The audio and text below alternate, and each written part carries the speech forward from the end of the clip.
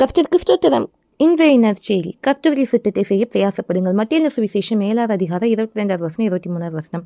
அந்நாளில் அநேகர் என்னை நோக்கி, கர்த்தாவே கர்த்தாவே, உமது நாமத்தினாலே தீர்க்க தரிசனம் உரைத்தோம் அல்லவா, உமது நாமத்தினாலே பிசாசுகளை துரத்தினோம் அல்லவா, உமது நாமத்தினாலே அநேக அற்புதங்களை செய்தோம் அல்லவா என்பார்கள். அப்பொழுது நான், ஒரு காலம் உங்களை அறியவில்லை, அக்கிரம செய்கைக்காரரை என்னை விட்டு அகன்று போங்கள் என்று அவர்களுக்கு சொல்லுவேன். இது கர்த்தராகிய இயேசு கிறிஸ்து சொன்ன வார்த்தை. அதாவது நம்ம ஏசப்பா நாமத்தில் ஊழியம் செஞ்சாலும் சரி, என்ன செய்தாலும் பிதாவின் சித்தத்தின்படி நம்ம செய்யலை அப்படின்னா பரலோக ராஜ்யத்தில் பிரவேசிக்க முடியாது. இதைத்தான் நம்ம நேற்று பார்த்தோம். பரலோகத்தில் இருக்கிற பிதாவின் சித்தத்தின்படி யார் செய்கிறாங்களோ அவங்க தான் பரலோக ராஜ்யத்தில் பிரவேசிப்பாங்க.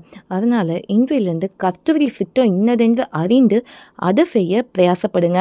அப்பொழுது நீங்கள் இந்த பூமியில் கர்த்தருக்கு பிரியமாயும் வாழ்வீங்க, அநேகருக்கு சாட்சியாய் வாழ்வீங்க, தேவ நாமத்தை உயர்த்துவீங்க. இதுதான் இன்றைய நற்செய்தி. கர்த்தருடைய சித்தத்தை செய்ய பிரயாசப்படுவோம், தேவராஜ்யத்தை சுதந்திரிப்போம். தேவனுக்கு மகிமை உண்டாகட்டும்.